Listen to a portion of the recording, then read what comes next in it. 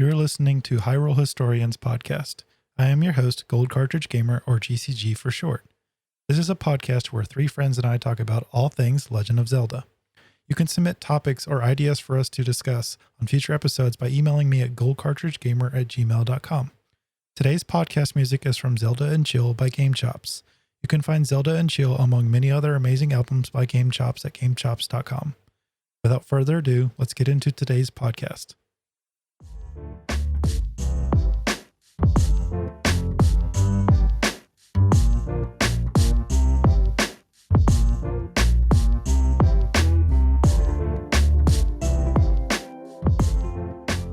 The Zelda timeline.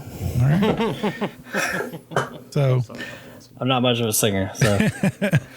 You sound like an angel. Oh, well, thank you. Sent from Hylia, the goddess. all right, Zelda.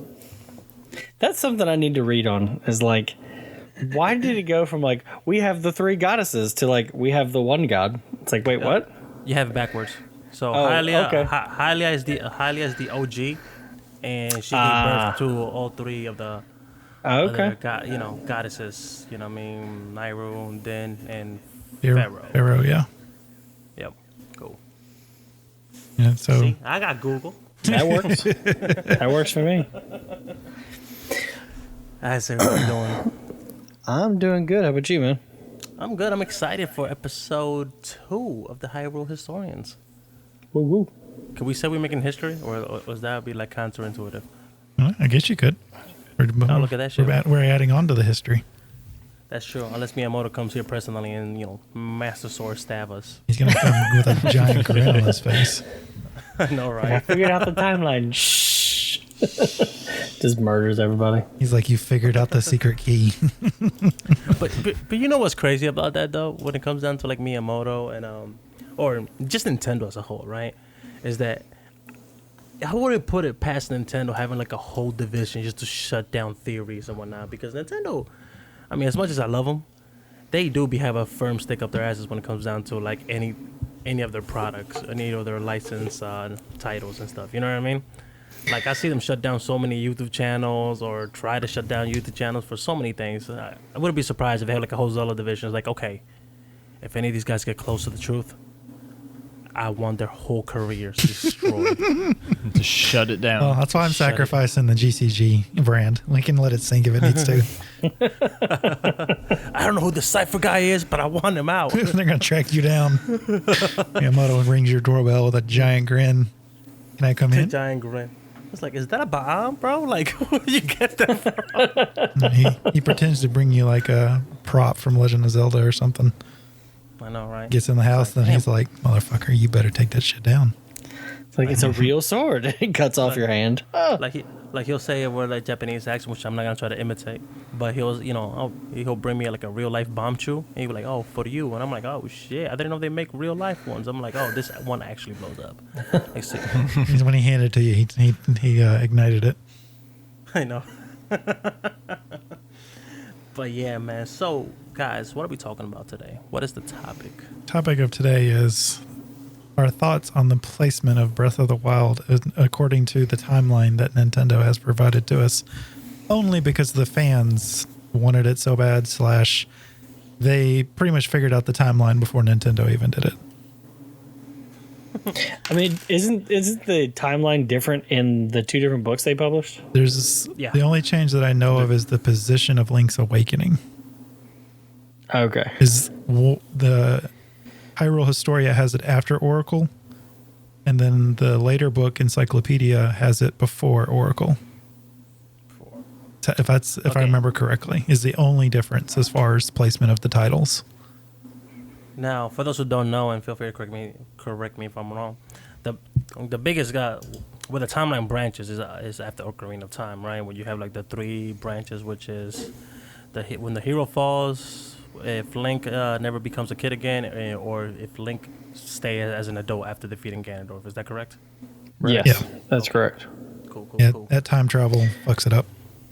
Speaking of Link's Awakening, I just now noticed at the bottom of that page in the Zelda Encyclopedia, there's an asterisk next to Link's Awakening. It says, attentive readers may note that the timeline shown here differs slightly from one found in Hyrule Historia. The timeline can be interpreted in a number of ways and may change depending on discoveries that have come to light on the player's imaginations. So basically, we made it up, and we'll just move it when we feel like it. So. In other words, for us people, from urban environments like such as myself, that was a whole fuck off. We do what the fuck we want. I took it more of as wait till another YouTube channel posts like a 3-hour video explaining why their timeline's wrong, and then they fix it in the next book. It's also a blessing in disguise, because if we didn't have this convoluted timeline the way we have now, channels or podcasts such as ours wouldn't exist. I think they would exist, but it would be more open-ended. It would be a lot more, because I was the believer forever that, this is like Final Fantasy. They're connected, but they're not connected. Like each one's a separate story. Yeah, but I think Final Fantasy started doing that after like Nintendo started following suit, and the fans were like, yo, we need to get the fans something, because Final Fantasy were like very open to like, bro, look, these are just different games. We call this Final Fantasy because, fun fact, because back in the day when Square, they made a bunch of games, they all failed, and their last game that they made, if that game would have failed, they would have gone bankrupt. That's why they call it Final Fantasy, right?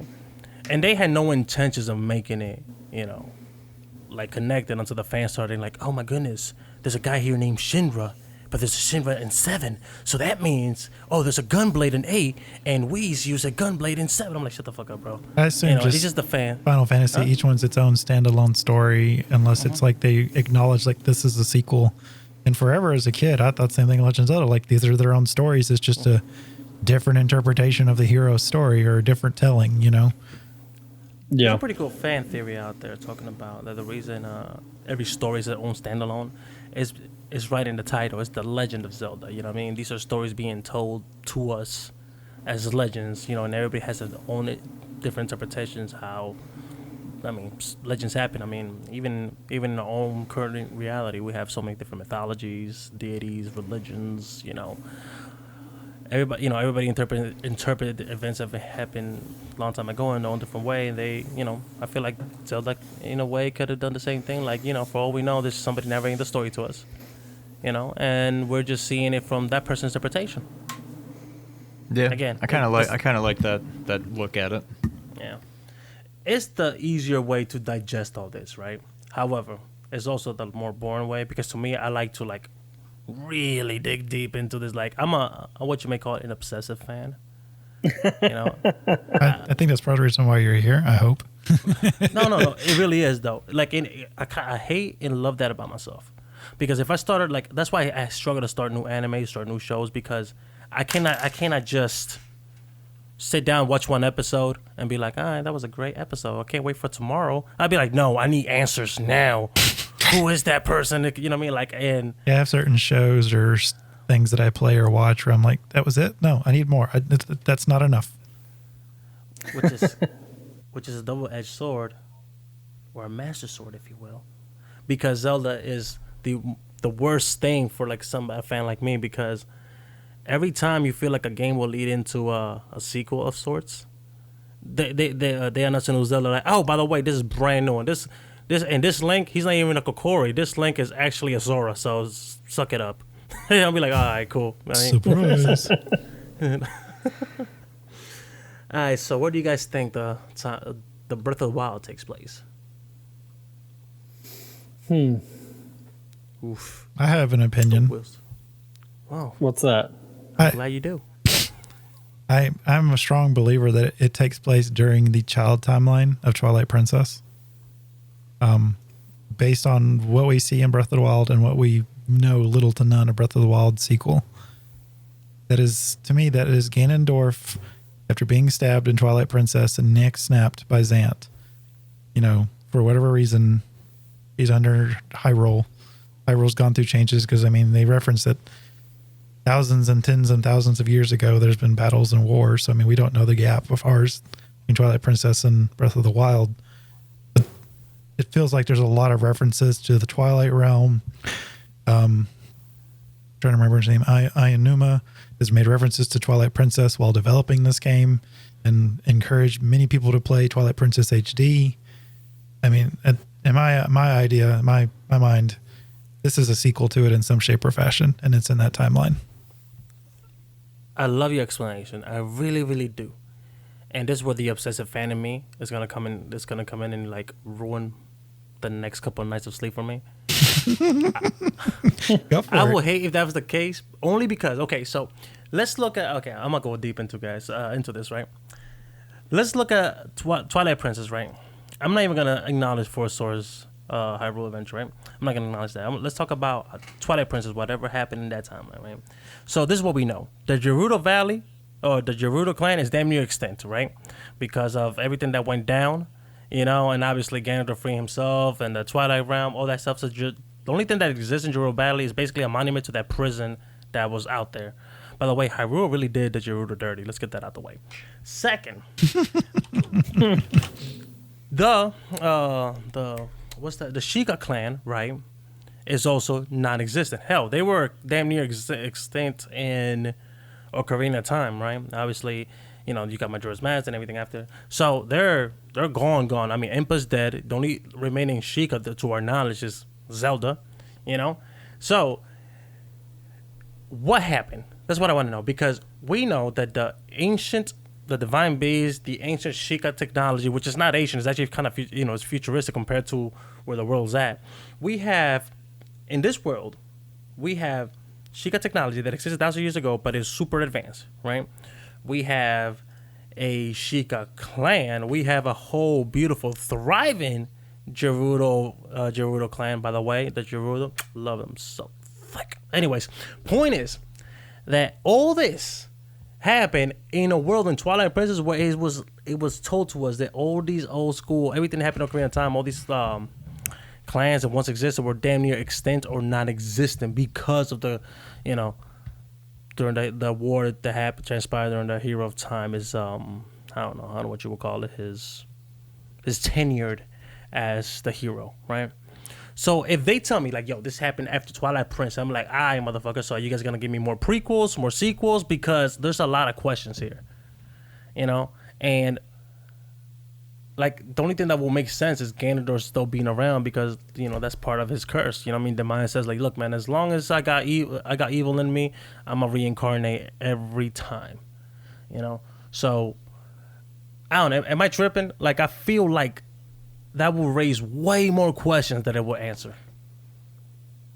I mean, that's what they do with every entry. Is they raise more questions than they answer. I'm gonna disagree with you only because Skyward Sword to me was open and shut. So that's true. Skyward, I didn't get to play Minish Cap unfortunately, but Skyward Sword is the one where they're like, this is where it all begins, and we're gonna answer a lot of questions. So that's true. Minish Cap. I'll tell you this. Little sidetrack, but Minish Cap is actually for a GBA game. It was actually really good. I've heard almost all the GBA games were really good. I wouldn't go that far. Well, because of the DS games, you got Phantom Hourglass and what was the other one? Spirit Tracks. Spirit Tracks. They was those are not very good in my book. No, just the GBA games. The Oracle games and Minish Cap, from what I hear, are really good. They are. Okay. Anything that Capcom touched that was 2D was very well done. Very well done. The Minish Cap, honestly, I wish Nintendo would re-release them on the Virtual Console. Being it's a Zelda game that I encourage people to play because I saw it, didn't care for it because of the aesthetic. Because you go from the Toon Link aesthetic to from like the Oracle of Season and Ages. Like it was too. I don't know. I was still not completely sold with the Toon Link art style. However, the game was really good. It provided a really good what's it called, story, or what's the narrative? Yeah. No. What's that? Okay, man, I'm forgetting my words right now. Like I sound like I just came out of a car crash. Right? The doctor's asking me like, you remember your name? Where are you from? But anyways, origin story. There you go. If we got a good origin story for the Four Swords. Oh, okay, gotcha. So I apologize. Yeah, because his body, but body's in there, and then it explains why Link has the cap. Yeah, it was really good, and I actually like Body as a villain, only because I'm kind of maybe tired of Ganondorf. Yeah, But not because I hate Ganondorf, it's because they haven't character developed Ganondorf. Like the most we got was Wind Waker, where he really cared for Hyrule and he wanted to raise Hyrule and shit. But the King of Lions was like, nah, bro, Hyrule kind of that's gone. Let it go, But that's not here or there. That's for a future episode. Overall, though, back to your point, I think like when it comes out to, for the most part, a lot of Zelda did are pretty standalone. It's not until you get to like the more, actually the hero is successful. The child timeline is where you have like the most open-ended ones, in my opinion. Feel free to correct me or disagree. And that was in shade. So I kind of cut out there. Which one did you say was the most open-ended? The most to me, like the most open-ended games are the ones that take place in the child era, right? I feel like every other game in any other Zelda game was pretty much open and shut, in my opinion. I feel like with Wind Waker, I didn't feel like there was there was gonna be a sequel. You know what I'm saying? That obviously they may find some hourglass because the DS needed a Zelda game, and Spirit Trek is like it's like 1,000 years or 100 years after. You know what I mean? So I don't even like to count it. I mean, A Link to the Past is, Ganon survived, he's dead. You know what I mean? Oracle Season and Ages, it was great, but Ganon got revived, butchered, and killed. And yeah, Link's Awakening, where, the ending spoke for itself. You know what I'm saying? Link awoke. Yeah. So everything, we have Legend of Zelda. The first one, same thing. And that's not fair because those are NES games, so you can only expect so much. But Majora's Mask, Twilight Princess, they both left so many things unanswered. Like who is Majora, right? For example, every mask that you get, like the Zora mask, Goron mask, and Deku mask, all have is a soul of somebody who died that you basically trapped in a mask that you can use their soul to transform, right? We never know who Majora is. We never know who Fierce Deity is, even though Numa gave a half-assed answer, but I feel like he was put in the spot when they asked him. We never know where Majora came from because the happy salesman guy was like, hey, I had to go to this really dangerous spot to get this, right? But then Majora has a lot of similarities to the Twilight, right? Because if you look at Foreshadow and Majora, they're basically the same style, right? So people are saying that Majora was a Twilight, right? But then why did the Twilight got sent to the Twilight the Twilight realm, right? And furthermore, why did the Twilight have Sheikah insignias all over them, right? So there was a lot of questions that were left unanswered. What happened to the happy salesman dude? What happened to Link? Like, yeah, Link had mad guilt and stuff. That's why he turned into the hero shade. But man, why did he feel so guilty? Like, so far he has had a very accomplishing life. He saved the world twice. Has made several homies and love interests because, fun fact, Malin from Long Long Ranch, apparently they were crushing each other, and you only find that out by reading one of the Stones of Truth with the Mask of Truth on and shit, and it tells him like, oh yeah, Romani's crushing on. I keep calling her Romani because it was the same character model in Majora's Mask. But anyway, she was like, yo, she's crushing on Link. And I'm like, oh, word? Let me go back to that ranch real quick. And it's kind of hinted at as well when you look at like the fact that like in Twilight Princess, Link is a rancher. Oh yeah, at this point. About that. So yeah, he works at a ranch now, and that's was it Milan or Maron? I can't remember. I think Maron was Link's Awakening, right? Wasn't that? Yeah, Maybe. Yeah. Well, it was an R in Link's Awakening and an L in Ocarina, wasn't it? That was. Yeah, I think it is Malin because she's playable in Hyrule Wars. Yeah. Malin is Ocarina, Marin is Link's Awakening. Yeah. Yeah. Marin is Link's Awakening. Malon is Ocarina. Yeah. Look, all I'm saying is I'm ESL, so You're good. Well, I'm going to touch on your fierce deity and Majora thing. My understanding was fierce deity with the mask, that was a resemblance of a god. So, I mean, I don't know what more explanation you need for fierce deity.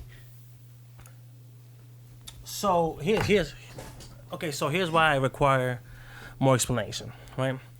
All in the item description, right? Tout says that the evil radiating from that mask, and I'm paraphrasing, hell, this ain't word for word, but there's evil emanating from that mask. The mask is evil, right? You're talking about fierce deity or Majora's Mask? The fierce deity. Okay. It says in the item description, right? And the mask was given to you by Majora. When Majora gives you the mask, or Majora's kid, he says, yo, you want to play, I think it was a cops and rob or something like that. And he goes like, well, you have to be the robber. However, you look too nice to be the robber. And that's when he gives you the fierce deity's mask. So even Majora recognizes the great evil of the mask. And the fact that he gives you the mask, right, is also kind of like, and at this point, I'm probably using a lot of headcanon, overthinking. But if Majora's intent is to destroy the world, right, why would he give you the tool that will put him down? Because if you use the fierce deity's mask, that fight becomes dumb easy. It's one-sided. Easy. You know, it's a one-sided beatdown. Like Majora's Incarnation, Majora's Wrath, all just is non-existent. Like I remember the first time I did it, I didn't even see his moveset. I had to redo the fight as young Link so I can see the fight. Because I was like, all right, cool. Oh, that was it? Cool. That's what's up. Yeah, I guess I saved the world, guys. Fuck this moon. My point with that is like I feel that they were hinting at something larger, right?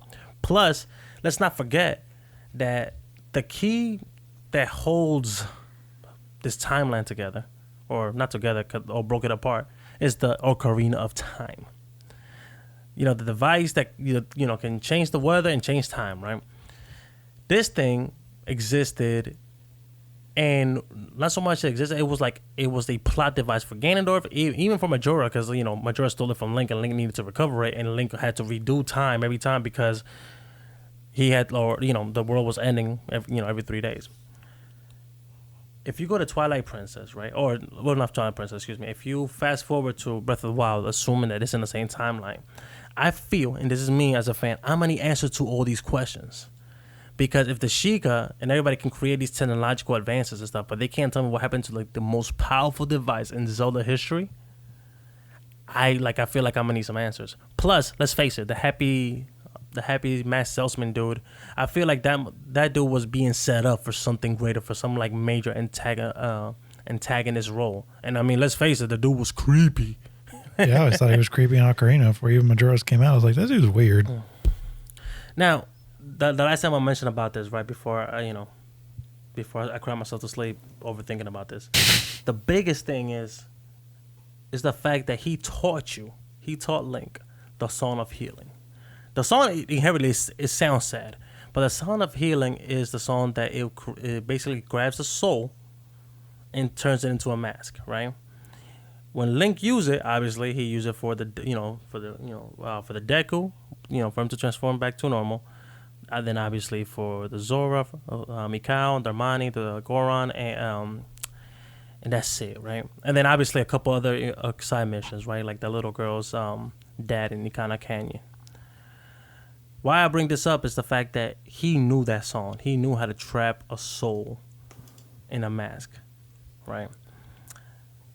That dude had a backpack full, and I'm talking about full of masks. And one of them was Mario. And one of them was Mario. You know what I mean? You can't tell me this dude wasn't like traveling the world, right? With all that back, yeah, dude was. If to me, the way I took it, he was collecting souls. Furthermore, at the end of the game, to me, I took it that he was visibly upset when the mask of Majora was gone. Like, no, not the mask. The evil that was emanating from Majora's mask was gone. And to me, it was like, this dude had plans with that. And because everything that happened, because he wanted Link to bring the mask back, but he wanted to bring the mask intact. So when he got the mask back with no, what's that what I'm looking for? Without the evilness, he was upset. And then he just left. He left Termina. I feel like there's so many questions to answer that if Breath of the Wild can answer all my questions, that's it, greatest Zelda game right now. I don't even have to play it. Like, weapons could degrade by looking at them. I wouldn't care. I'm like, I don't care. Best game ever. If they could just answer all my questions. I feel like GCG's over here. Like, his brain is just, he's ready. Go ahead. It's turning because I looked up something while you were talking. Go ahead. I forgot about this from Majora's Mask, and I looked it up. When you get the mask from Majora. I remember the description which you said, which is true. They reference it. It could be as bad as Majora, if not worse. And it emanates, a bad vibe from it of some kind, darkness. And then I looked it up, and Majora says, "Are you ready?" Because he wants to play. He says, "You're the bad guy, and when you're bad, you just run." So it's like, okay, that does change my opinion of the Fierce Deity mask. You can be a god, but you can be a bad god. I mean, that exists in a lot of discussions around gods, and regardless of what, I'm lacking the right word right now. Sorry, go ahead. Mythologies, yes, thank you. Or pantheons. Yes, they're always good and bad, and then there's neutral and gray areas. So I do believe Fierce Deity was a god, but maybe he was an evil god. I feel like it's always the evil ones that are more powerful, and then the good people they're powerful, but they're more cunning, they're more intelligent. They're not just about power. Whereas I think that Fierce Deity maybe courage. Yeah, good play on try first turn there. You have courage, and whereas Ganondorf's always power, Link's courage, and then Zelda is usually wisdom. Yeah, so I could see how the Fierce Deity in this case would be like the power of masks. Majora may have not been as evil as you think. Majora just wanted someone to play with. He wanted friends. Well, and y'all brought up an interesting point. When kind of raised a question for me is like, did Majora give it to him because he thought it would corrupt, like saying it's a dark or evil mask, saying thinking it would corrupt Link, but Link is, I guess, inherently in that timeline at the very least incorruptible. Well, and so he's able to use the power but not be influenced by it. The interaction that goes, because like it's not like, which it's kind of sad because I wish them two would have had a full on conversation, right? When you go inside the moon, and this is where, man, early Nintendo was masterclass in game design, right? When you go inside the moon, I remember expecting the worst. When you see his beautiful, gorgeous garden with one single tree. Yeah, peaceful looking. You see all four of the bosses, right? Adowa, Goth, Georg, and Twin Mold, right? Mm-hmm. Like, they're masked, and the kids they're playing. Yeah, they're just running around. And you see Majora, I think it was like, correct me if I'm wrong, but he was like clenching his knees in the tree. Yeah, he's under the tree, like just kind of sitting there, kind of looking lonely almost. Yeah, very sad. It's giving the vibe that nobody wants to play with him. So much so that the other four kids are assholes. Because when you talk to them, they tell you, "I want you to give me mask, and you give him mask, right? And like Dowa, he only asked for one. You give it to him. Then when you're done playing with him, doing his little trial, he asked for another one. But as you start going over, they the second boss asks for two, a total of four, because there's two at the front and two at the end. But the way they ask the mask, when you give him one, they say like more with exclamation marks, and he'd be like, okay, more, and then like very demanding, very, very greedy. But when you talk to Majora, he goes like, yeah, you want to play with me? You want to play cops and robbers? He even asks him, like, oh, you don't have any more masks? And he's like, that's okay. Here's a new mask. You can, exactly. Now, if you look, this is why School Kids / Majora's Mask were like my favorite Zelda villain, because it's like the closest thing we had to like a Joker in the Nintendoverse. But everything that he did was pranks. Everything that he did, he was ruining people's lives. Same as Skull Kid. Skull Kid was doing pranks with Tout, and I forgot what was Tout's brother's name, the fairy, the one they had to save. Tail or Tael. Teal. Yeah. It was like Teal? Yeah. I remember that like they were doing pranks on people. That's how they ended up getting Majora's Mask. Then when you see Majora was just pulling a bunch of pranks. He just wanted to cause chaos in a way, right? He turned Cafe into a little kid, so he couldn't go to his wedding. He broke the Fierce Deity several times. Not the Fierce Deity, excuse me, the Great Fairy. You know, then they kept on calling him that little imp, and he would just straight up just messing shit up. Even when you see him in the observatory, and he launches the moon tier they need to collect, he basically moons you and jumps away, right? Everything he's doing is, but it seems very playful up until the end when you do the oath to calling, like when the moon comes down, he's basically like, you know, he was like way more assholeish. And then when he said like one of my favorite lines in any game, like if this is something meant to be stopped, then try to stop it. It wasn't more like I'm gonna destroy the world, you nothing you can do about it. It's like you can't tell me what to do. I do what I want type thing. So he decided to drop the moon. At least that's how I interpret it. Right, and then when he lets go of Skull Kid, because like, oh, you stupid puppet, you're useless to me now. You know what I mean? I think it was more of a, oh shit, this shit just got serious. Let me stop playing. But when he retrieves to the moon, he becomes a sad little kid. You know, so it's the vibes was very off. It like, I mean, Majora's Mask, arguably to me, this is my opinion, of course, was sadder than Twilight Princess when it comes down to like its world, like his world building, the NPCs. Everybody was going through some type of existential crisis. Like the only happy people that I met there were those little bomber assholes that you have to play hide and seek with. I do feel like that game overall has a very dark tone, like NPCs and everything. I mean, yeah, Twilight Princess is dark, but there's happiness in it. Yeah, there's hope. That's what it is. That's what we're looking for. Twilight Princess is dark in like the gritty sense. Yeah, like, but like Majuro, like it's full on. Like you have dark conversations. I mean, you go to the ranch and the two girls, their parents are dead. And if you go there on the night the moon's falling, she gets her younger sister drunk so that she passes out, so she doesn't like experience.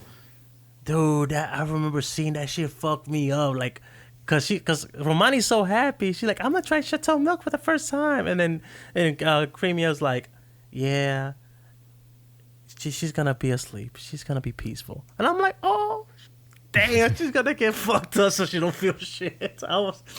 That messed me up. Also, you know what's also messed up? If you let her get kidnapped by the aliens, you know you can find her in the third day, right? Mm-hmm. Yeah, like, and then she's like, in a like zombie-like state. Mm-hmm. And she can only say like, "Who are you?" I'm like, dude, this game is just like in the third day. Butler's son's dead. The Butler's son's. Oh, bro, yeah. Like, I wish we could have done more with that. You have to read. I thought you could. I think like you have to read the manga that actually tells the story of what happened to the son. Non-canon though. Technically, yeah. Yeah, I mean, yeah. Well, if the manga actually explains what who the Fierce Deity was and who Majora was. Like Majora was like this weird dragon thing. Yeah, true. Yeah, but the Butler's son is dead and stuff, and that's why he tells you like, you remind me of my son. I'm like, oh damn. I mean, every mask you wear, like every interaction is. Go ahead. Don't you see the Butler like crying during the ending credits? Yes, you do. Because he realizes that's his son that you passed by at the very beginning of the game. Yeah. Dude, it's kind of fucked up. Yeah, everyone else is celebrating and having a good time because Link saved the day, and then he's like, my son actually died, and I had no idea he was here the whole time in the catacombs. Yeah. Or how about Darmani, bro? Like when you turn, like when you see him as a ghost, like, oh shit, you can see me, and then when you are playing the Song of Healing, and he's just like reminiscing all the time he was a hero, and the Goron cheer him on, and then like he cries and sees Link, and then his tears falls on Link, and that's when the mask falls. I'm like, what the fuck? Like, mind you, I was 10 when I played this game, right? A lot to take in. I'm like, I was so sad. What happened, bro? What about you, Sean? I don't know. We're talking about Majora a lot now. Yeah, we got a little sidetracked. It's okay. I'm thinking, so short answer, going back to Breath of the Wild. Short answer, I kind of feel like it's in the, what would it be? I guess the adult Link era, like post Wind Waker. I mean, yeah, post Wind Waker, Phantom Hourglass, Spirit Tracks, all that. I mean, aren't there mentions of like the Great Sea and stuff like that? Yeah, I think there is a mention of that. I'm trying to remember. Me, that's That's my most straightforward approach. My more And they're in Breath of the Wild takes place at like New Hyrule. Yeah, I was gonna say I could see that makes sense because Hyrule is like now this elevated platform, like plateau with a canyon surrounding it, and Spirit Tracks is the first one where they've left like medieval age almost, because they have trains or whatever. right. And so it's the only one where they really have any tech. So that would make sense to me. And what to go back to what you were saying, there in one of the memories, like the memory side quest with the pictures, Zelda's giving a speech. She does mention the Great Sea. She also mentions the skies, the skyward sky, something like that, in something Twilight. She basically mentions like a buzzword for every timeline. Like I'm trying to look up the cutscene right now. It's like when she's like it's like during the ceremony with all the champions.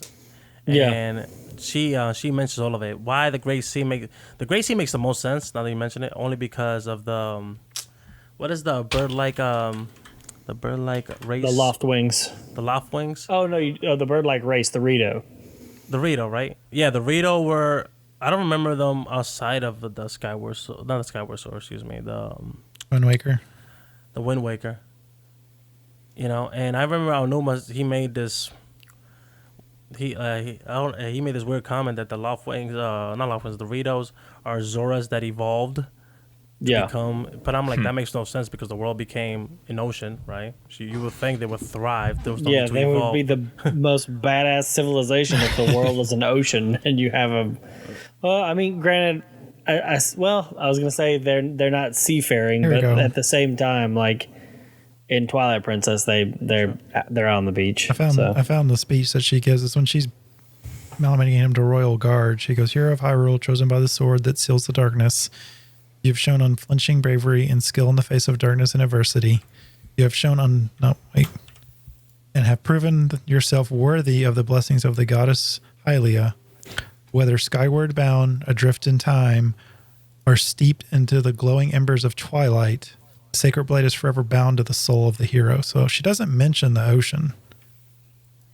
Oh, she doesn't? She mentions Okay, skyward, she dreams adrift in time, which would be Ocarina, and then she mentions embers of twilight, which in my mind I is stand corrected. Twilight Princess. So that would make it fall in the child timeline. Yeah, Where where he- heroes There's some triumphant, but mention of like the Great Sea, even going so far as saying like the Great Sea, drying up or something. I mean, it's possible. I'm just making this up. I'm but looking for it. that's- I feel like this Great Sea was mentioned at some point, but I'm trying to Yeah, I verify. feel like it was too. I feel like I remember it too. You know what I'm saying? That's why I thought it was in that speech because I remember it, when she said the Embers of Twilight, right? So I don't know. Like now, I'm Well, curious. and then there's to entertain the possibility that Twilight Princess, or sorry, not Twilight Princess, Breath of the Wild unifies the timeline so they can get away from this whole timeline thing.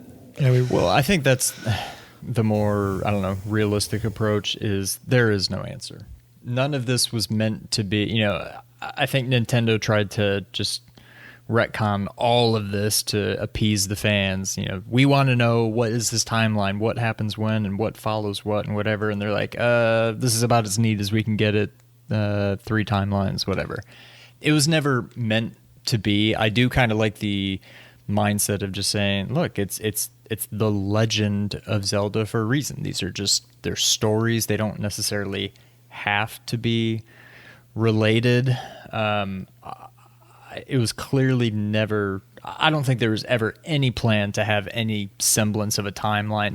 Now, maybe because now they've kind of established it, so maybe they're at least keeping that in mind going forward. But they were probably at least 4, 5, 6 games in, who knows, before they even gave any real semblance of a thought of, trying to put a timeline to all this. And you're always going to have new. I mean, I think at one point Ocarina was kind of seen as the first one. And then they're like, but here's the Minish Cap, and here's Skyward Sword. Like, they keep going back. Now, I don't know how you go further back than Skyward Sword, but I think there's they always said like, they're not going to go further back than Skyward Sword. I don't know. I don't know how you do that, but We would have to see the literal birth of Hylia. right. Like, we have to be in that delivery room. The only word before Skyward Sword on the timeline is just the word creation. Which is I was like, like, oh shit. And even Right, then, though, yeah. before then, there was like Granddaddy Ganondorf because the mines exist. But, well, damn, that's you know what? No, that's a whole different rabbit hole because I was thinking like, well, man, where did the Demise come from? Because he was the imprisoned. So who imprisoned him? Who created him? Well, and the was it Skyloft was originally on Earth, Right, or, and they or raised in it up. Hyrule, and they raised it up. So there is stuff before that. Yeah, it wouldn't surprise me if we get a game back then at some point, but I don't know. I mean, you've got Skyward Sword, as far as we know, is the clear beginning. Yeah. And in the end, you've As of got now. Breath of the Wild. You've got, here's Hyrule, everything's in ruins, there's not much left. And then everything And else is there's- in between. There's a And couple there's pieces you super can high-tech tell. stuff. Right, yeah. There's a couple pieces that you can tell go hand in hand, like Ocarina and Majora and Phantom Hourglass and the other one, Spirit Tracks. Like, there's a couple that kind of go together. Obviously, the Oracle games, but you've got a beginning and an end and a whole bunch of middle stuff that I don't think ever was meant to have a, very clear order. And, we were talking about Final Fantasy earlier. You could probably do the same thing with Final Fantasy if you really wanted to, or if Square ever really wanted to. They could say, all right, you want us to put a timeline to it? Sure. This happened here, that one happened here, this event that happened in this game split the timelines, so now you've got these games happening here and these ones happening here. I mean, you can always try to fit a timeline to it, but I don't know that it was ever really meant to be that way. Part of me wants to just say, yeah, Breath of the Wild is essentially, whether or not they ever explain how it happened, just say, look, Breath of the Wild is all three timelines. It unifies the timelines, and that's that. And, now I don't know. Again, you could always go past Breath of the Wild just because it's the end right now. I mean, we're going to get some Breath of the Wild 2, whether or not it's called that, I don't know, probably not. But there will be more games, and there will probably continue to go on into the future. They're not just going to be in between Skyward Sword and Breath of the Wild. They'll probably continue to extend the timeline further and further out, but I wouldn't be surprised if they just try to say, look, it's all of the timelines. Everything came back together here. Don't worry about how it happened. Just we're back to one Just timeline let now. it be. Okay, question for the group, right? What do you guys prefer then? Do you guys prefer the games to have a more linear approach? I mean, like, this is the first one, this is the second one, the third one, the way sequels work? Or do you guys prefer standalone games with new stories to tell? It's tough because when it goes back to the whole thing about just being the Legend of Zelda or, the Legend of Link, really. But, like, how are we to believe, oh, yeah, here's this kid named Link, and he grows up and becomes a hero, and he meets this girl named Zelda and defeats this really bad guy named Ganon. And then guess what? In the next game, there's this kid named Link, and he meets this girl named Zelda, and he defeats. And, like, how are we supposed to believe? And I know they're saying, yeah, none of these Links, again, for the most part, are the same Link. It just starts over again every single time. It's not necessarily the same Link. It's just another person named Link, another person named Zelda. You could make I guess it's probably the same Ganon or Ganondorf being, revived, but I don't think Link is consistently being revived. I think it's another story. So it's tough when you have, like, your one good guy and your one bad guy and your one damsel in distress. It's tough to just have true sequel after true sequel after true sequel when you try to end every game with hero kills bad guy. Like, how do you keep that same story going? So it's just like, well, I have a suggestion for that. Yeah, they had their opportunity to change that last game. yeah. I feel like the way you keep it going is by not giving it a conclusion at the end of the first game. Raise the stakes, which I feel like Breath of the Wild. Give it a cliffhanger. Give it a cliffhanger. You know what I mean? Because what we used to is we know always, doesn't matter what, Link is gonna prevail, right? Hell, in the Hero Has Fallen timeline, we have to make our own little headcanons on how the hell that went down because we never got to see it. You know what I mean? And when we came close to, per our last episode on the Age of Calamity, a lot of us we was hoping to see Link fall. So how to make a trilogy, for example, right? To me, the way a trilogy works in Zelda, right? You grab the established formula, kid wakes up, he's destined for greatness, you know what I mean? Give him a little bit deeper character development, see some struggles, some doubts. But ended where the stakes just got higher, you know what I mean? Like the world just, and then Ganondorf like succeeded in his plan of taking over Hyrule like he did in Ocarina. Let's say if Ocarina of Time was like his own game. End the game right before Ganondorf knock his ass out, before he gets the Ocarina of Time. Get a sequel for the next game where Link turns into an adult and you try to figure out how the fuck he turned into an adult. And then for the third game, Ganondorf survived and he turned into Ganon and proceeded to destroy half the world, and now you have to go through to another set of games, get another set of sacred items to defeat Ganon. I feel like that will be the way to do it. That will be a way you can break through the established formula. But I don't know. Like Zelda is so beloved by everybody that they can keep dropping standalone games for the rest of the time with the same unchanged formula: hero, damsel, bad guy, reset. Hell, Nintendo's been doing that for years. Even with Mario, they don't even give us new Mario games. They sell us Mario Maker and they be like, "Hey, make the levels yourself, asshole." You know what I mean? And give us money. So I have an idea about this. Go ahead. So bear with me for a second. About like, this is more of like how Breath of the Wild is going to influence the future of Zelda.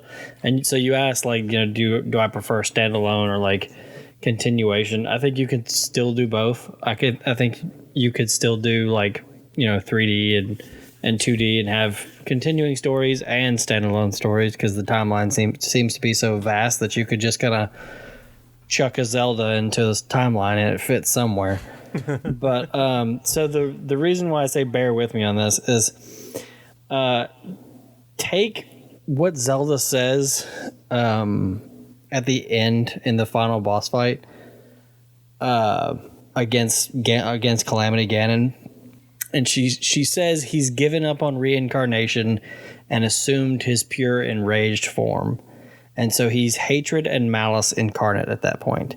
So he is no longer he's no longer Ganondorf. It is just the reincarnation or the power that's being passed around, and then you defeat it.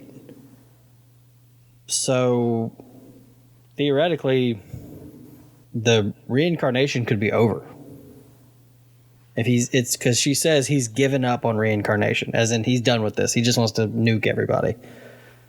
So theoretically, the next game could have nothing to do with Ganon. I mean, the Cracky Bones corpse there in the Breath of the Wild 2 teaser trailer does have Gerudo, symbols all over him and everything. Could be somebody else, or it could be the human Ganondorf, and he removed the reincarnation of like malice from himself or something like that, but it killed him in the process, or zombified him, or made him a lich or whatever. So that's entirely possible, but put that out on with like where I can't remember who said it, but I want to say someone at Nintendo said that Breath of the Wild was like them going back to the original Legend of Zelda for them, and like in theory, because the original Legend of Zelda was just like, here's this adventure, go. And that's kind of what Breath of the Wild is. You're not really given direction in either game. And it's been forever since I've played the original Zelda, but I believe you can do a lot of those dungeons in whatever order you want. A lot of them, yeah. Yeah. And so kind of the same way with Breath of the Wild. You don't have to do anything in any order. So it's possible that they're just kind of resetting, so to speak, the Zelda cycle, and like don't expect, a random story thrown randomly in the timeline. Now the reincarnation's over, so you have this Link and this Zelda that we're going to follow for a while. So that's possible. So taking what you said to kind of another level, something I've thought about, even though I admit it's completely ridiculous, but the little we've seen of Breath of the Wild 2, whatever you want to call it, you see them raising up Hyrule Castle. Yes. What if they just say, screw it, there is no timeline. This somehow just goes right back to the beginning, and that's somehow becomes Skyloft or something. And instead of just having a timeline, time is a flat circle, whatever you want to call it, and just say somehow Breath of the Wild just becomes Skyward Sword somehow, and the whole cycle resets. I mean, who knows? Nothing would surprise me at this point, but as soon as I saw them, raising Hyrule Castle up into the sky, I'm like, wait a minute, that's kind of like Skyward Sword. But yeah, I could see that. I'm going to support and challenge that thought at the same time. Okay, cool. Because I was about to do the same. I support the thought because of Nintendo, at least with the Zelda franchise, has a reason when they remaster or HD a game, and they don't do it to celebrate an anniversary. I'm sorry, Zelda fans. They really don't care about us in that fashion. No, they didn't. No, Skyward Sword HD. They gave Mario all this fucking merch, and we get nothing. Well, Hey, no, not we yet. get them cool-ass we Joy-Cons. still have time. I'm holding out hope. We still have quite a bit of a year left. They can redeem themselves. Don't burn it in the bridge yet. But Skyward Sword HD is coming out, and my first thought watching that trailer was Hyrule Castle's going in the sky. Skyward Sword. That was immediately the two things that came to mind at the end of that teaser. And I was like, maybe this is one big, like, Breath of the Wild. I was, for a while there, with the believer that all the timelines converged. Got Age of Calamity. We discussed whether it's canon or not in the last podcast. If it is canon, time travel allows all those to converge, allows them to write it however they please. And this is just restarting the cycle. And maybe Demise shows up in the next game. We defeated Ganon. Ganon gave up of trying to have what he wanted, and he was like, screw it. I'm going to wipe everybody out and just end this once and for all. And obviously it didn't work. And maybe we get that whole cyclical cycle. And then in the same breath, I challenge that thought and say, no, that wasn't Hyrule Castle being lifted. That was Ganondorf underneath when he's unleashed, because that hand is a seal on him. That hand is pulled away for whatever reason and grabs Link's hand. I have my own theory about that teaser, and that it's not in no chronological order of events. It's just cut up to make us think a certain thing.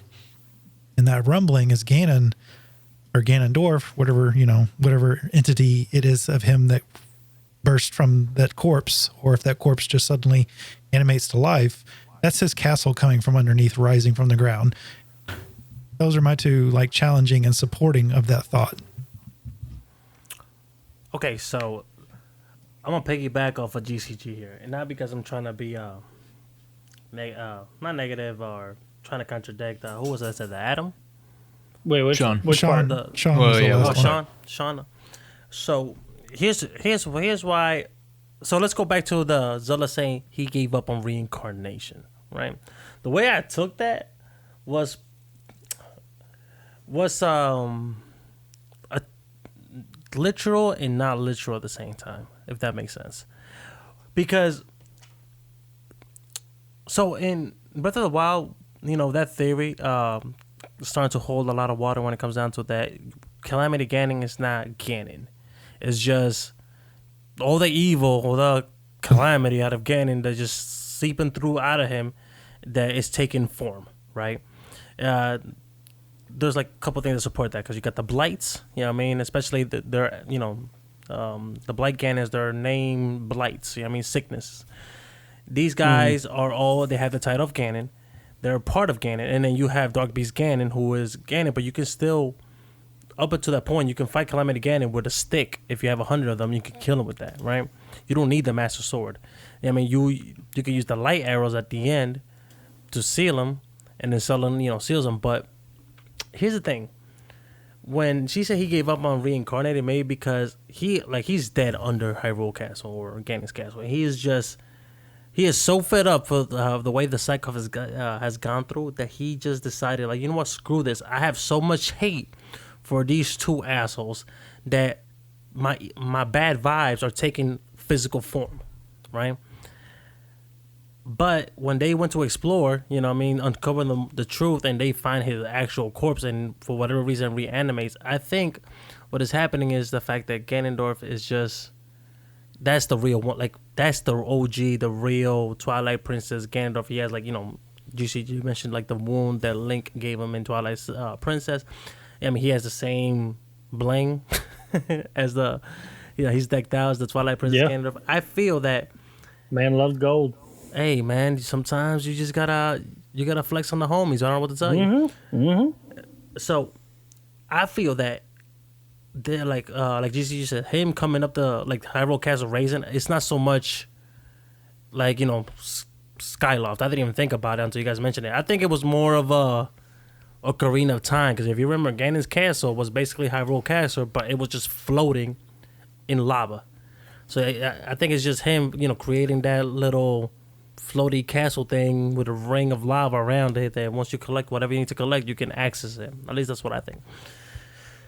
I don't know. I don't feel that this is going to reset the timeline per se. I feel like, if anything, because of that comment of he giving up a reincarnation, that this is going to be the one and only Ganondorf we're going to get for a while. And after we kill this Ganondorf, I think this is Nintendo's way of putting him on ice until further notice. I kind of think so too. With the whole giving up on reincarnation line, I think that was a big hint of like Ganon, like the pig demon Ganon is gone now. And next you'll deal with Ganondorf, and once you off him, we're going to new villains. We might bring back Vati for all the fuck we know. Or somebody completely different. And to build on it, like when we get the pig version of Ganon in Breath of the Wild, it's not necessarily his pure evil, it's the malice that leaks out of his body. And I didn't really think about this until the other day, kind of like pre-reading for this. If you look at a lot of enemies in the Zelda games, when you kill them, at least the 3D ones for sure, and the newer ones, when you kill an enemy, you see a purple or a red puff of smoke.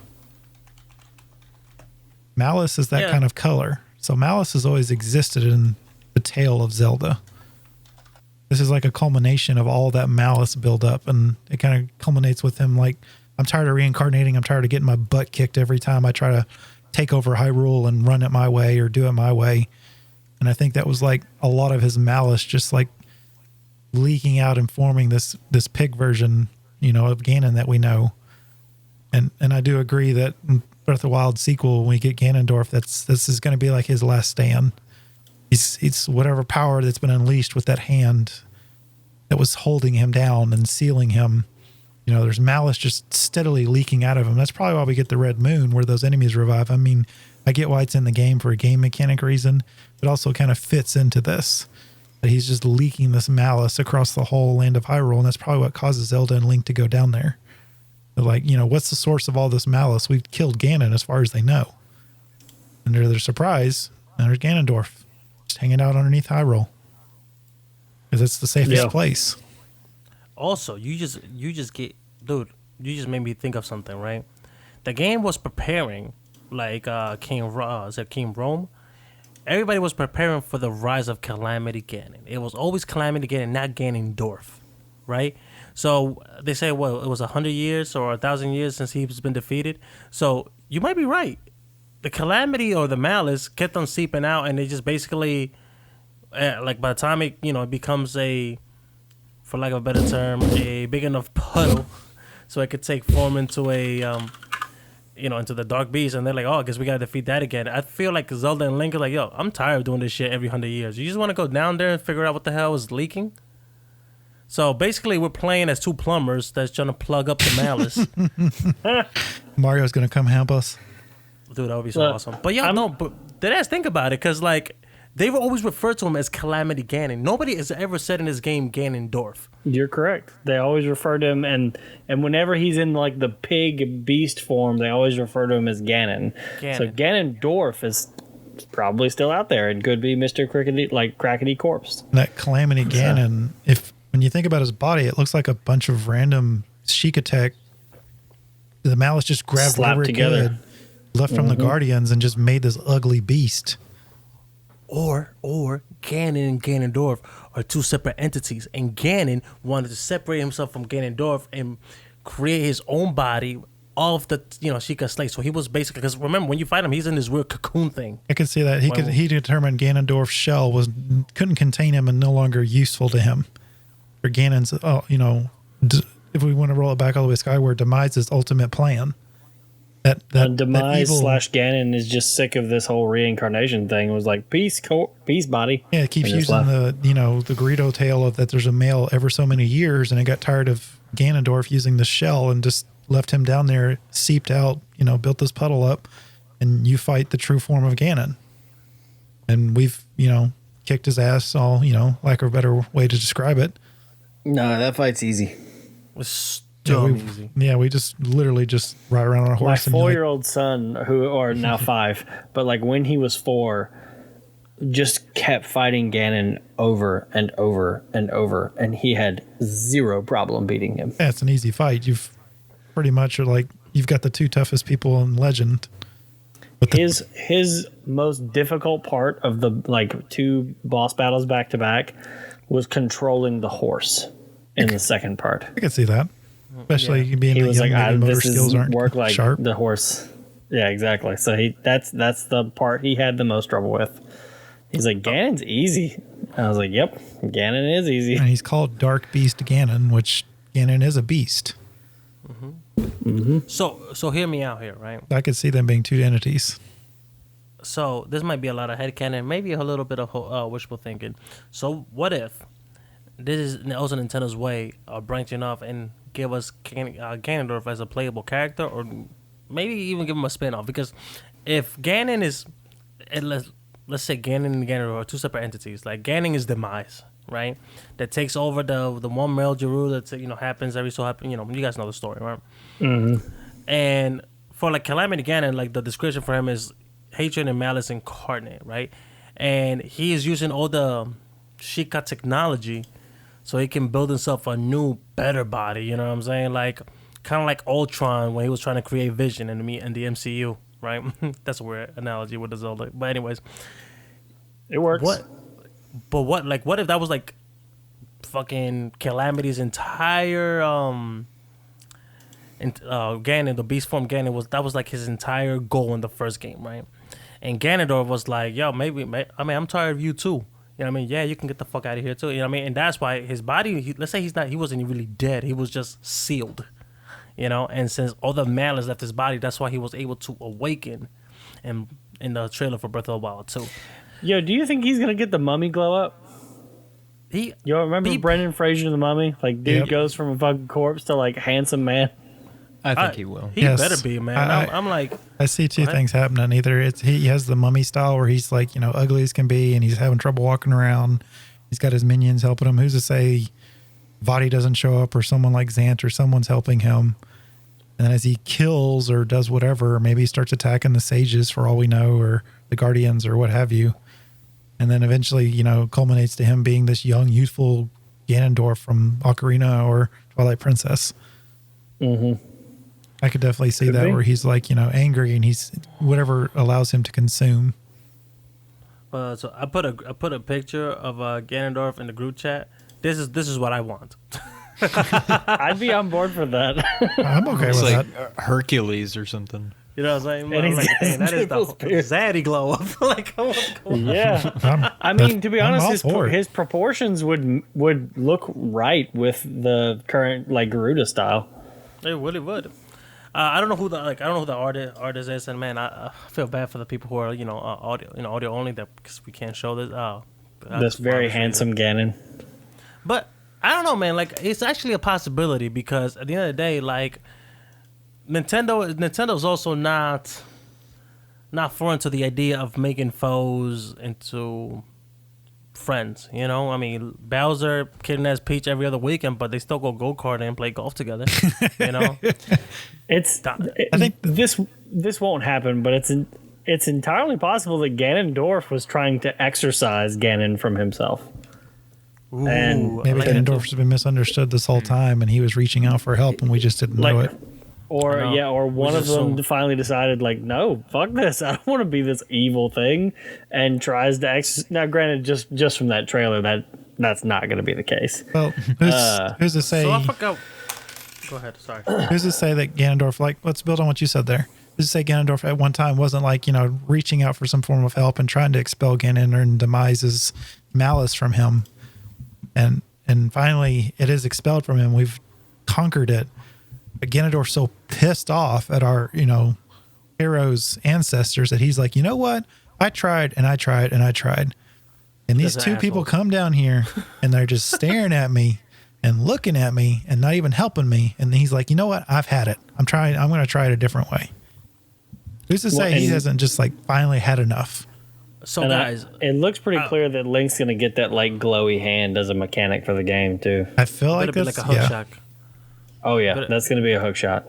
It better be like hookshot or like Nero's devil arm from. I was thinking the same thing that he's going to be Nero's devil arm. Who's to say he doesn't lose his arm completely and that replaces it, like Nero? Oh, I could see that happen.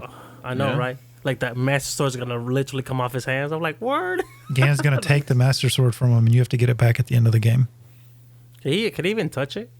The Master Sword. If he had Link's arm, maybe he could. I mean, he doesn't have the malice in him anymore. Who's to say he can't touch it? That's true. It's crazy because I forgot where I read this, and I was trying to look it up right now. But according to no, I didn't even say according to my memory, I remember reading that Ganondorf wanted revenge on Hyrule because Hyrule basically put the Gerudo in a very they put the Gerudo in the Gerudo desert, and they were living very harsh life, like it was a desert. Obviously, life was trash. Plus, the desert was also kind of haunted. That's why Link has the little trials that he has, just to get to the Spirit Temple. And that's why he wanted revenge on Hyrule because, like, these guys got green grass, and I'm over here just, eating sand for breakfast. That's kind of bullshit, right? So that was his end goal. And and when he met with the King of Hyrule in the Korean time, was supposed to be for diplomatic reasons, but then he betrayed him, and then he didn't obtain the Triforce of Power till he entered the Sacred Realm, correct? And they said like that's what corrupted him, which is also weird because the Triforce of Power comes from Din, and Din is supposed to be a good god, but I don't understand that either. So, let's say Ganondorf was just like what GCG said. He was fed up. You know what I mean? Yeah. Hyruleans are living their best life. The market always lit. Those guys were always dancing. Doesn't matter what time you go to the market. Everybody's playing. There's people juggling. Life is good, and then you got the Gerudo. All it has is a big ass prison and a half-ass built bridge by some drunk dudes that get captured later. So what if Ganondorf takes the role of an anti-hero instead of the mainstay villain of the Zelda universe? Gonna be kind of like a Killmonger.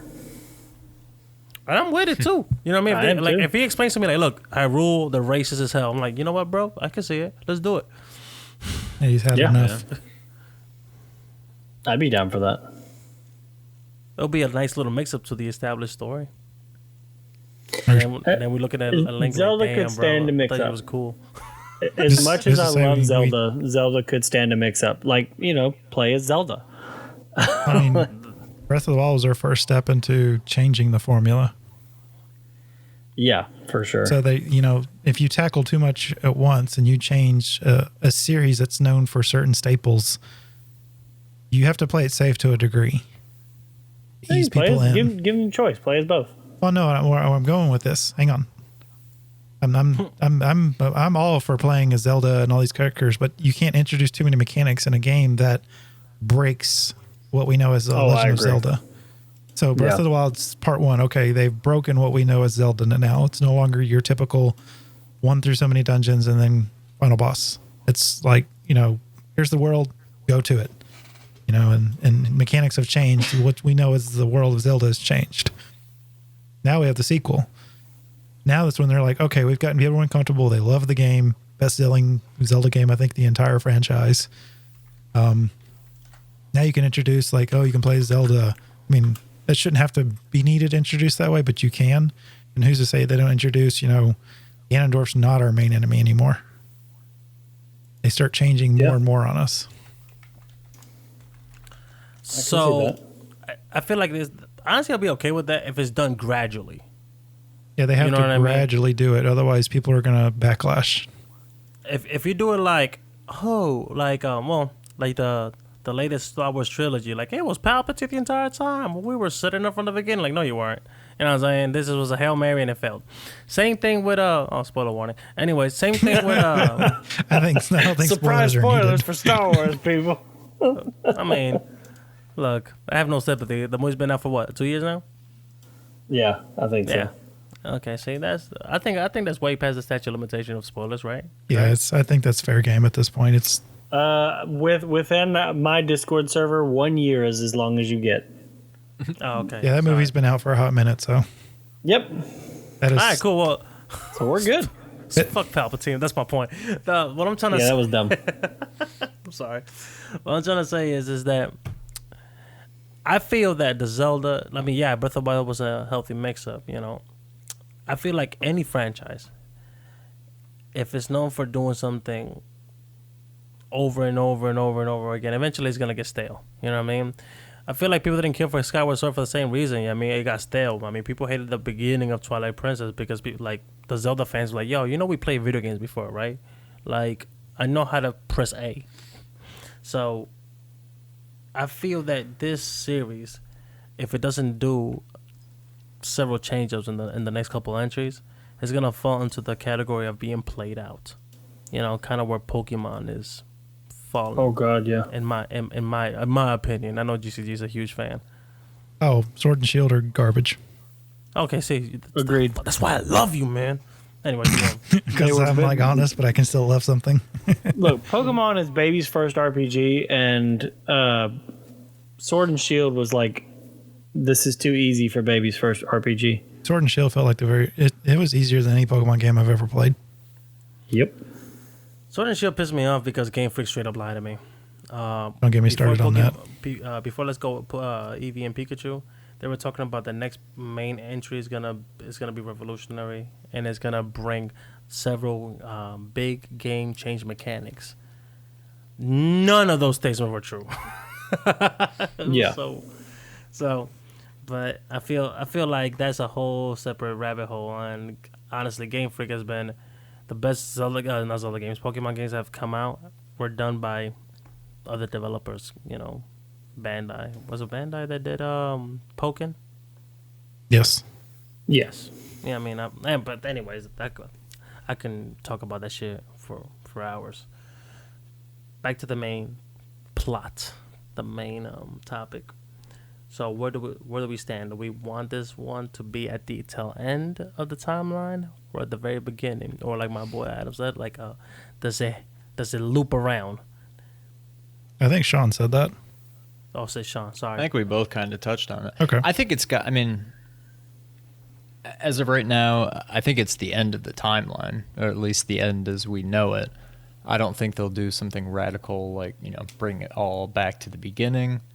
I think it's the end as we know it, but it will not continue to be the end. Who's to say it doesn't wrap around in the sense like it's not like self-repeating, but like we do fight Demise again. I would be okay with that. Because to say Demise doesn't come back, like, we had Ganon, we fought the Malice. If Ganondorf left, Demise is probably just as sick of this curse of not working. To say he's not fed up. And he expelled whatever he thought was holding him back. And the Malice, maybe it wasn't Demise leaving Ganondorf's shell. Maybe it was Demise expelling whatever energy he had and that didn't work. And the seal releases and Demise is just literally taking over Ganondorf's body once again.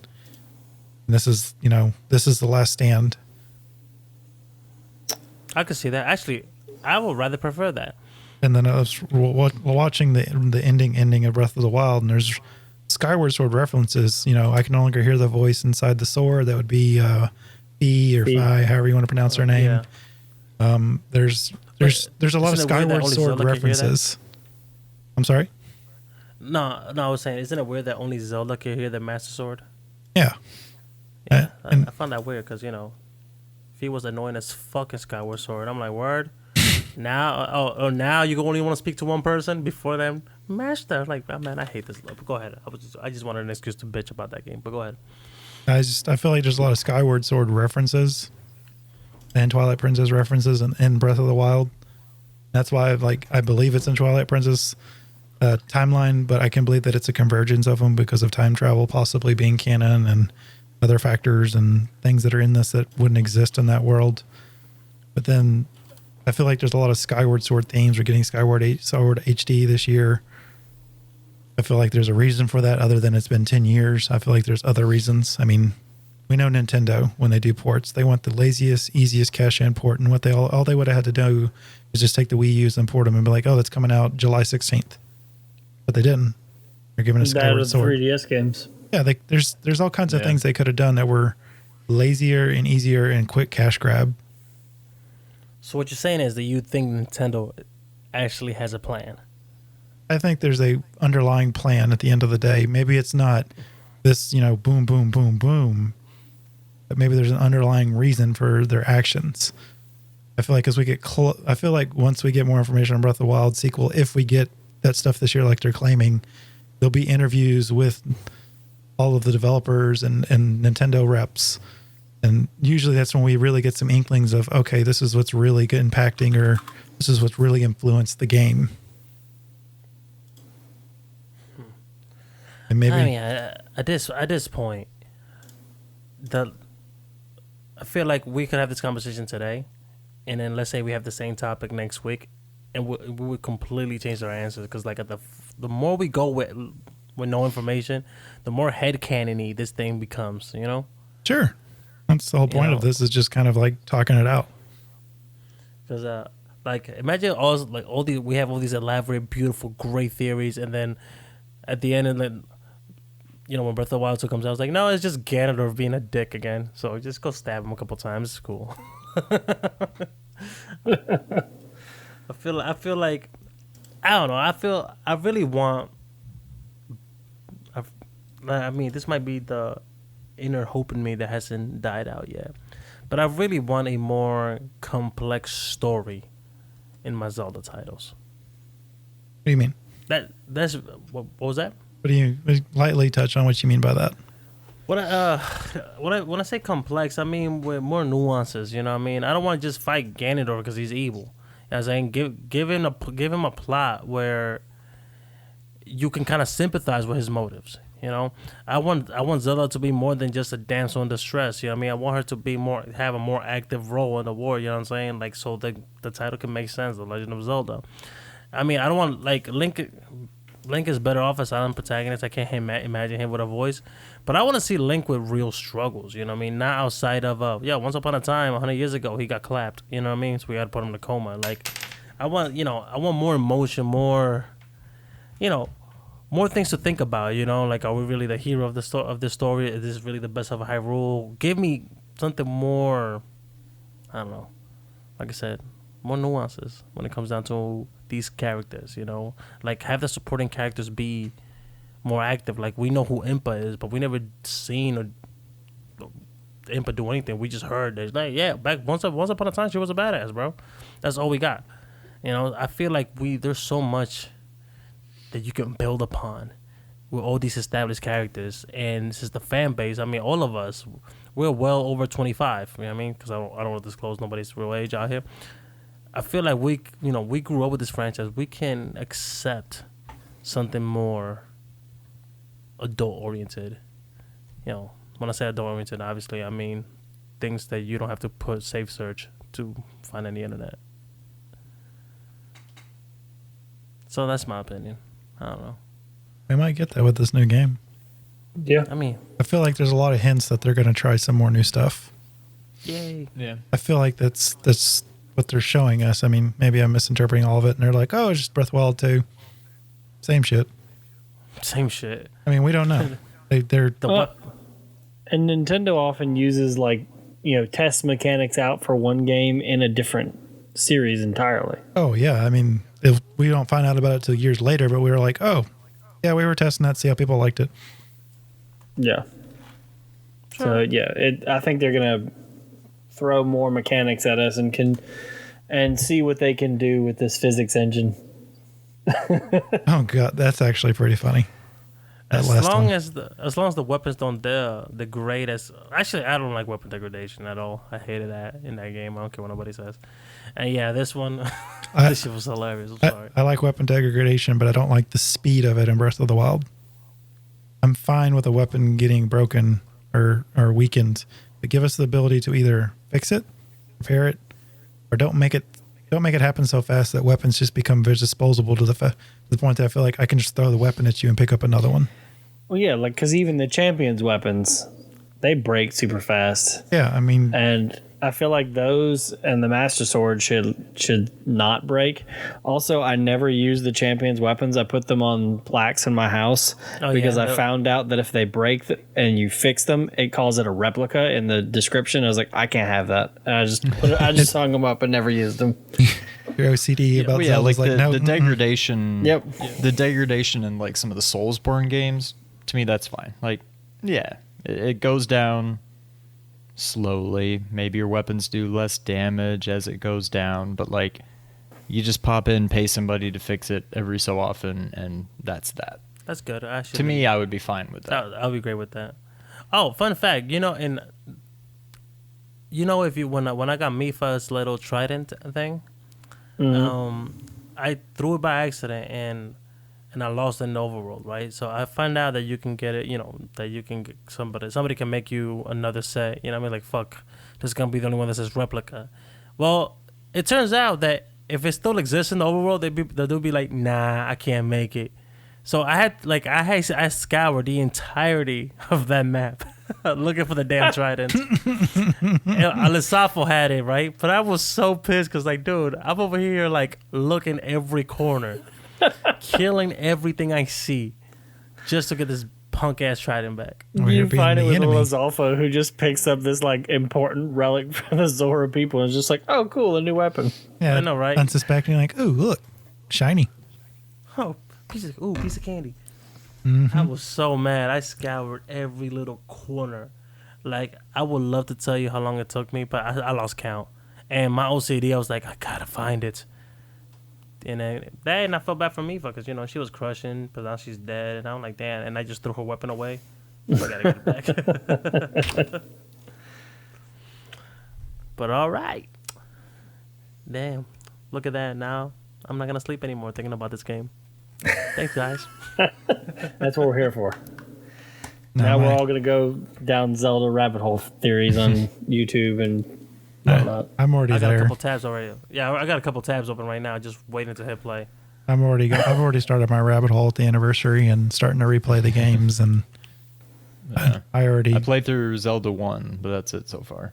I started with Ocarina. I don't know if I can replay Zelda 1 and 2.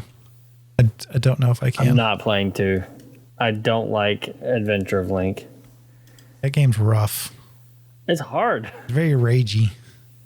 Is that the one with, It's the side Final Fantasy scroller slash Yeah, okay, over. got It's It's where it's impossibly, well, it's not impossible, but it's really hard. a really tough game, and just yeah.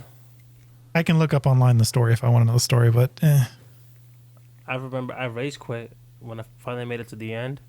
Because I got it back when the GameCube, when you buy like Wind Waker, you get like the collector's deluxe- edition the- disc. Yeah. And I finally made it to the end, and Shadow Link whooped the living shit out of me. I'm like, no, what the? Shadow Link's like near impossible because he literally mimics you. I was like, this is, dude, I almost cried, bro. I was like, and then he's the final boss, and I'm like, oh, all right, cool. I'm pretty sure there's some lore I missed somewhere down the line, but I hated it. Oh my god, I was so heartbroken, man. But you know what though? You inspired me. I think I got Ocarina of Time and Majora's Mask 3D on my DS. I gotta charge my DS so I can play it. I think I'm gonna do a little binge session on these Zelda games. I still say I need to get unless they release Ocarina of Time and Majora's Mask, I need to get a 3DS. It would be nice if they would do that. Just make the Switch the new Zelda handheld. Because I have both of those games on my Wii, but God, I hate playing them on the Wii. That's rough. So, But you know what though? Dwight, when are you planning on getting your 3DS? when I have money. Okay, cool. I was gonna tell you, like, GCG just gave me hope because I was like, just wait at least till the beginning of April, because there might be some more Zelda announcement coming down the pipeline. I would say take it a step further. Don't wait till April. Like, wait till this summer when E3 time would be. Because the last time they did Zelda Celebration, they waited till E3. That's true. Because, like we said, technically they're still within the 365 days of the Mario anniversary still. Yeah, they're still in their fiscal year, which ends in March. I mean, technically April could be the earliest, but I don't see them doing that the first month of the new fiscal. Yeah. Not as a business. I mean, why not, bro? Like, that's a great way to let the investors know, like, hey, yo, we still got it. And, you know, my man Bowser up there at the head, he's waited to make his mark. You know what I mean? To basically outshine Reggie. I mean, as fans, I mean, yeah, we want it, but as a business, you're expecting someone to close out your fiscal, start the new fiscal, and come out the first month going, all right, here's our whole plan for the next year. Like, as a business, that's just not productive. Well, not the whole business, just the one title, the Zelda. I mean, granted, this might be a lot of hope too, but, you know, the Zelda also has a bunch of titles that they have said nothing about. You got Bayonetta 3, Metroid Prime 4. They were clear about Bayonetta 3 earlier this month when he was like, don't ask about it again. Don't even think about it. AKA, like, hey, that game's a ways off. You'll hear about it when you hear about it. Which is a shame because Bayonetta is actually one of my favorite hack and slash. It's one of the best games out there for that fighting game style. I still need to play them. And then I think we would have Metroid Prime by now if they wouldn't have been like, yeah, we didn't like, so we fired the dev team externally and went back to Retro and asked them to do it. I mean, that takes a couple years to start from scratch. True, but I don't know, man. I guess at this point, if I'm being completely honest, before we close, I think I'm just a little disappointed with Nintendo because Nintendo has arguably the best lineup of first-party titles, characters, and whatnot. I think they have the best IPs out there as far as what's exclusive to them. Exactly. And, dude, we've gotten 20 Fire Emblem, cool, but we haven't gotten a new F-Zero. We haven't gotten a new Metroid. We haven't gotten any new Earthbound. Earthbound was, like, revolutionary when it came out for the SNES, at least in Japan, you know, because I played it in the tail end, but... Where's my Golden Sun sequels or remasters? Your Kid Icarus, we're talking about Star Fox, you know, and especially games that came out for the Wii U. I'm like, dude, you guys are you guys just hate money. Just port the bitches. Y'all ported so many other games before. Why not these, you know? I don't know. That's why I'm a little disappointed with Nintendo, and I can go in a whole bitch session. I'm disappointed with them, but I still give them too many breaks. Oh, dude, I still buy their system every time they come out. Mm-hmm. I bought the Wii U, so, you know, who am I to criticize? That is the only console I skipped. You know what? I'm not even mad at you.